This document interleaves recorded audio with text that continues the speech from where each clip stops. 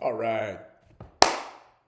What's going on, everybody? So, I am going to show you today how I scaled a roughly 30K a month education business. This is a technical training company. So, they build and sell courses for a technical skill. I won't give away the industry out of respect for the founder.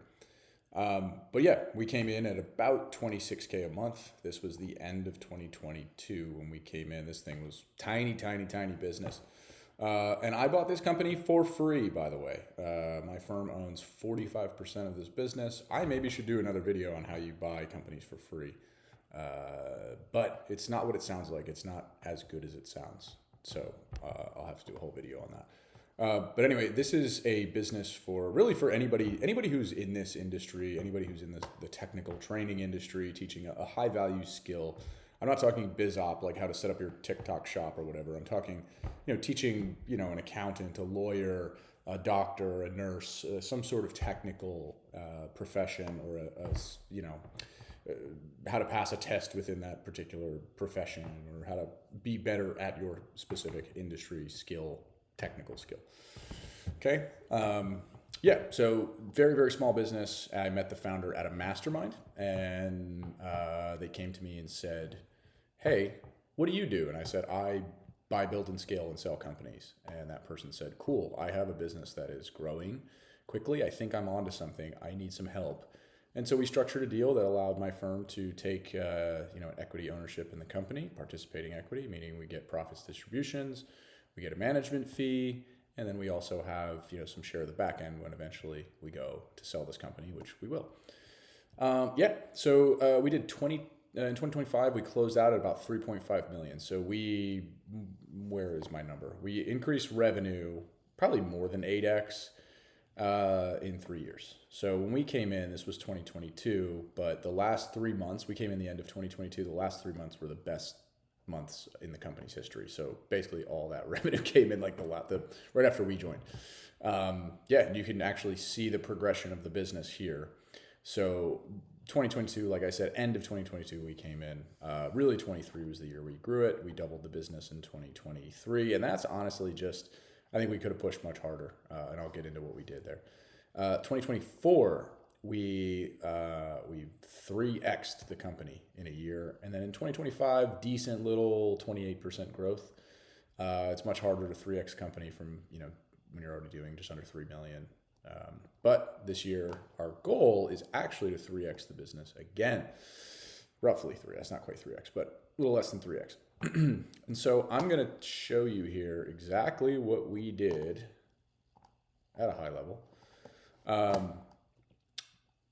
To crack this thing open. So obviously this business had a good product. It had a passionate founder, had about a 4,000 person email list, and she had some, presence on social media. I wouldn't say anything crazy, tiny YouTube channel, maybe a couple thousand subscribers, but was building a really, really good product that people were kind of raving about. And that was one core product, and that's basically where they started. So she had just launched her second product, which was really just a follow on to the first one. And that was doing well. Had her best month ever I think it was a $67,000 month. Yeah, right there. And that was right before we came up.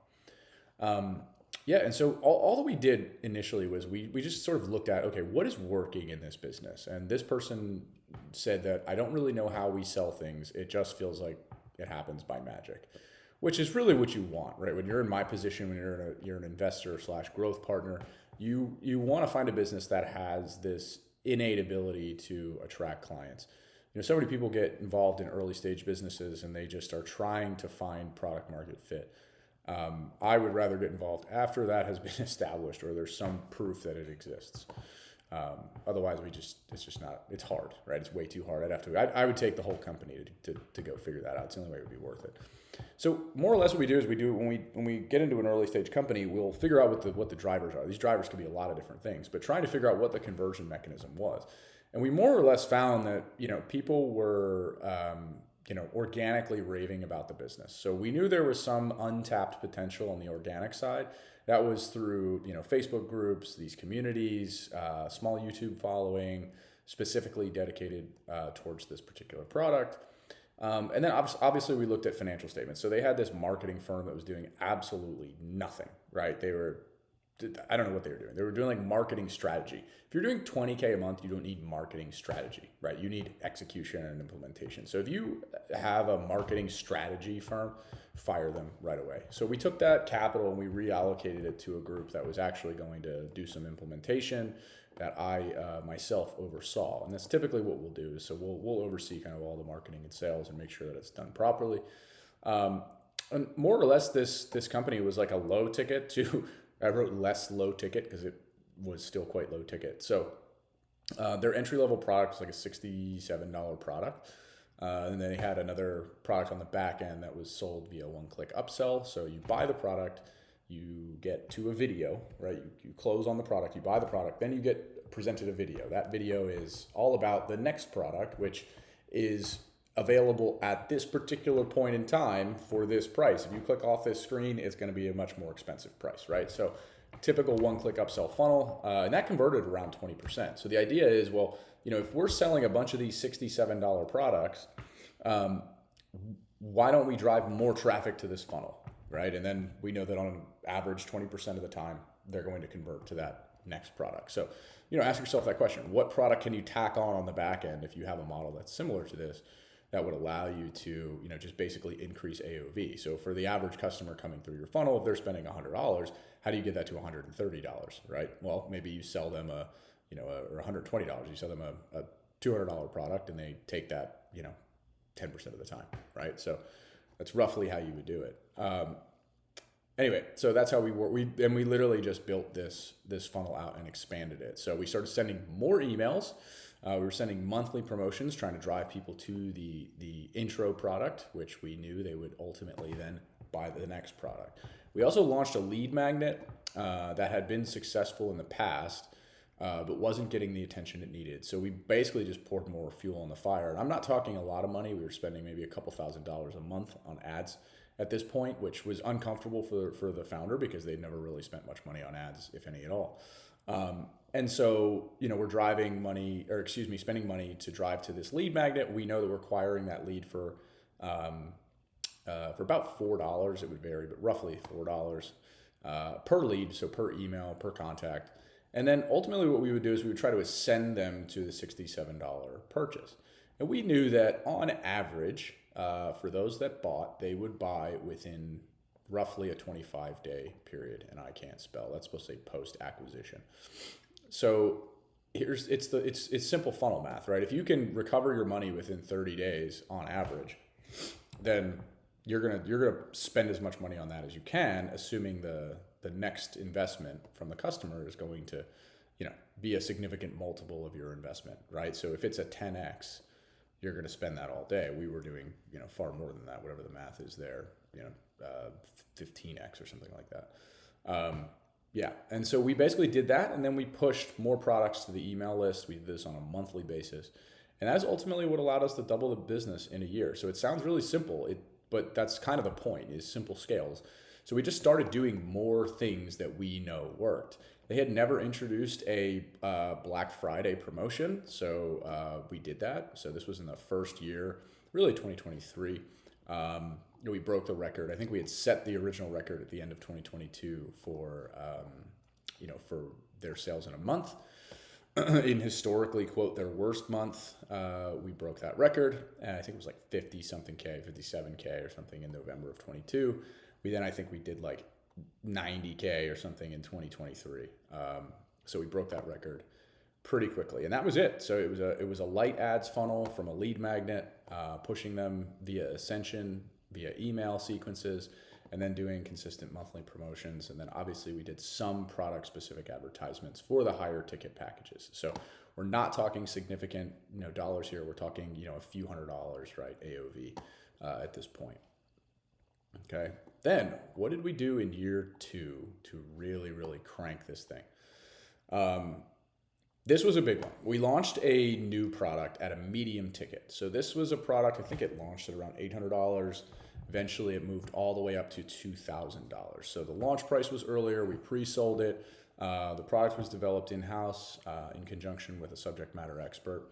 And we had built a wait list for this product. So we launched this in January of 2024. That month was our best month ever. We did $700,000 in 1 month, meaning we made almost as much as we made the entire year in 1 month.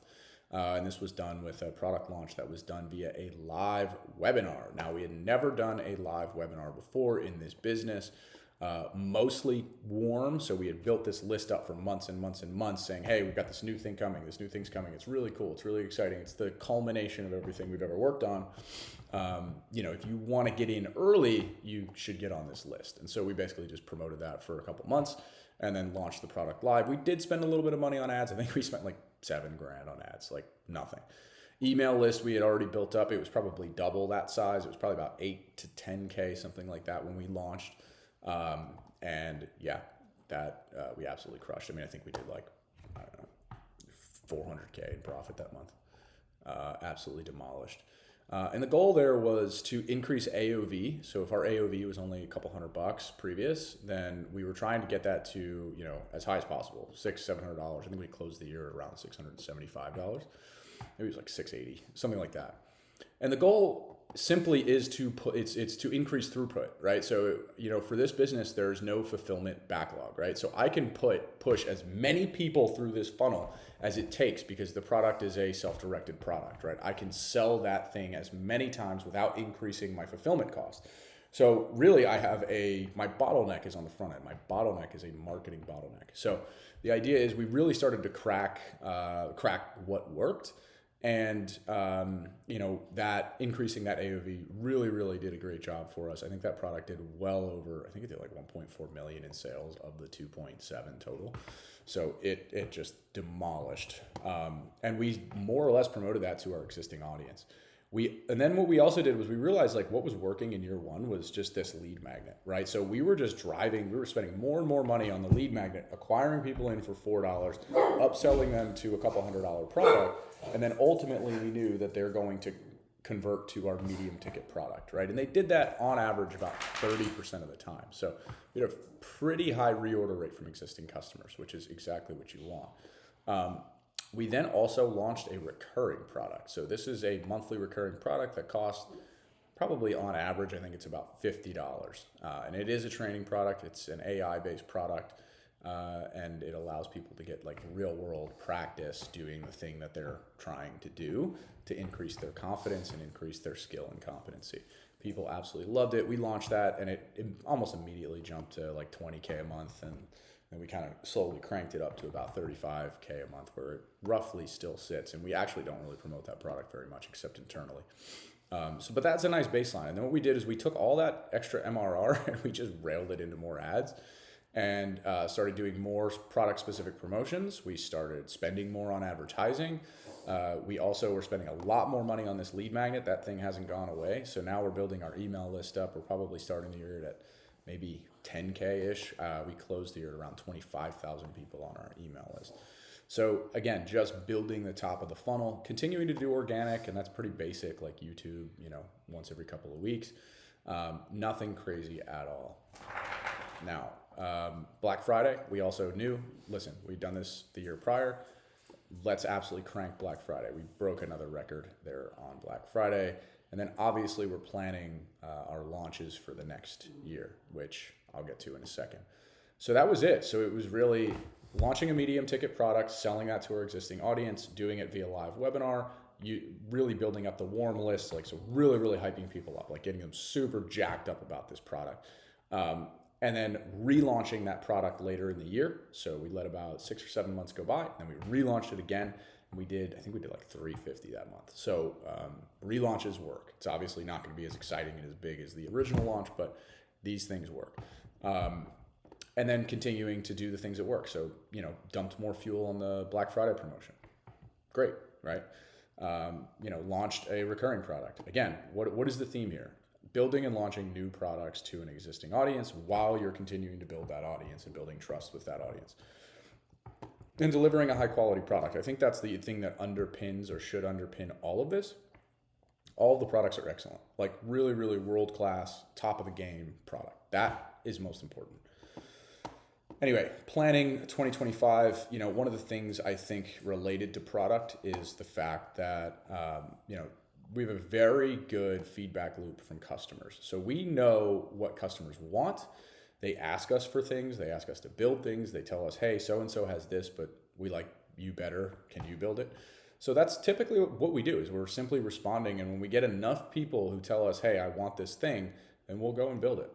And so we really lacked this like foundational training program. So this launch was like a very high level skill within this particular sector.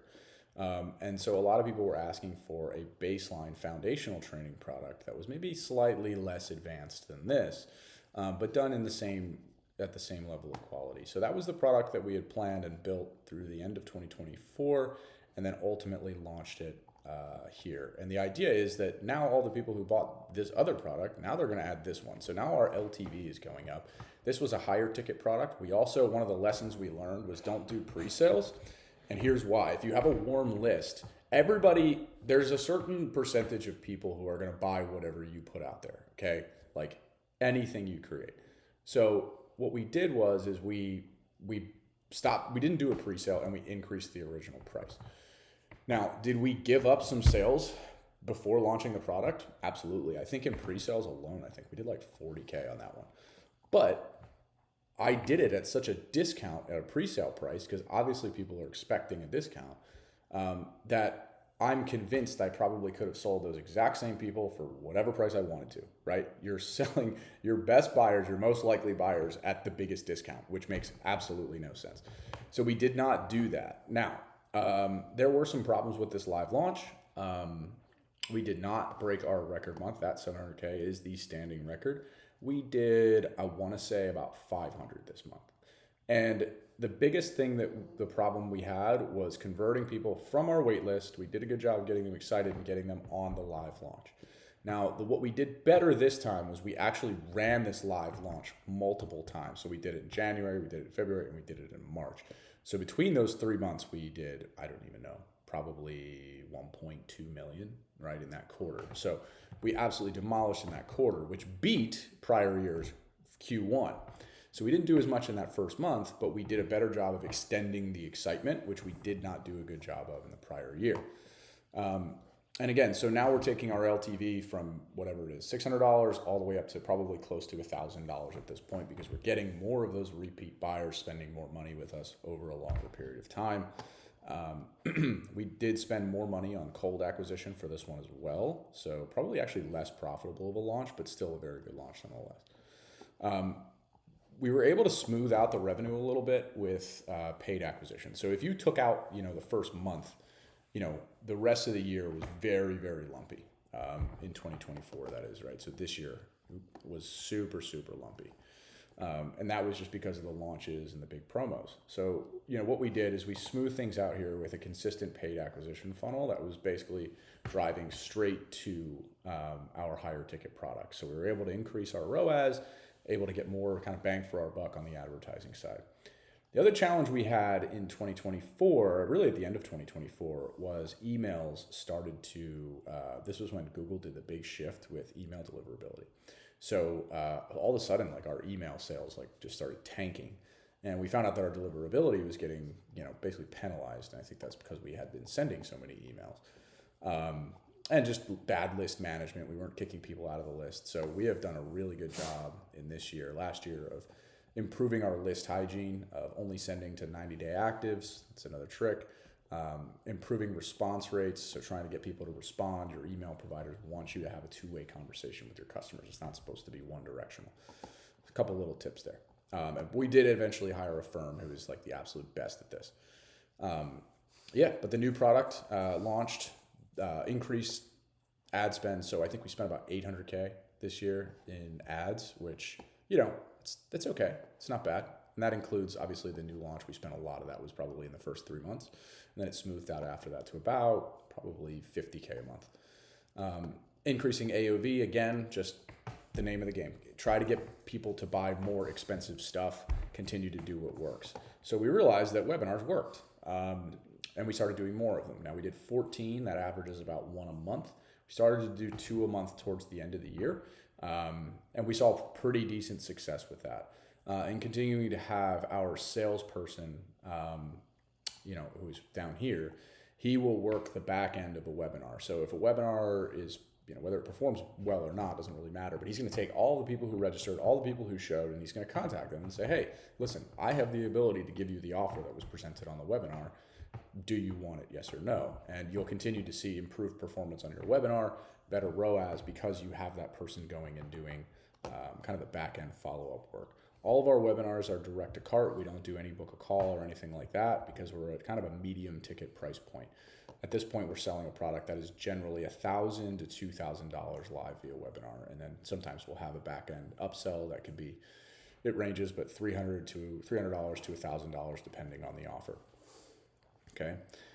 We did expand the product development team. So, now we're going to be launching 2 new products here in 2026. Those will be happening in end of Q1 and then also mid Q2 this year. I think I can probably do my first $1 million launch. Our email list at this point is about 60,000 people, which we continue to invest in that front end lead magnet. It is the tried and true GOAT. It has never been beaten by another lead magnet, so we continue to spend money on it. The other thing that we started to do in 2025 is introduce a book a call funnel, and that's on the back end of purchases. So the idea here, I can't spell, by the way, in case you can't tell, purchases. After somebody buys a product, then they're more likely to buy another product, right? So every person who buys a product with us, that's at least a few $100s or more, gets the opportunity to get on a sales call. Now, sometimes those sales calls go well, sometimes they don't, but we are capturing more revenue because of those calls than we otherwise were, and I'm sort of filling my salesperson's calendar. So that is it. So to recap, we did, forget 2022 because we came in at the end of 22. Bought this business for $0, took about 45% ownership of it, doing average of $26K a month when we came in. Best month prior to us was $67K. We grew it to 3.5 million in sales in 3 years, and over 2 in about 2 years. And then, this year, hopefully we can get to 10. Now, a lot of things are going to have to go well. This is going to be the combination of perfect execution on webinars. We're running now weekly webinars, so we're doing 48 webinars this year, maybe more. That has to go well. The call funnel has to then get optimized, and I'm currently adding another salesperson. We've added an additional high ticket product that has already been launched. So our AOV should go from, say $800. That ticket is a 4 to 6K product, right? So now we're really, really increasing the average order value. That has to go well. And we also have to consistently upsell people via email. So that is the game plan for 2026. I will do a full video on how to actually, the breakdown of all the things we're doing, and I'll do the scaling math for you in real time so you can actually see what that would look like in another video. So that's what I got for you.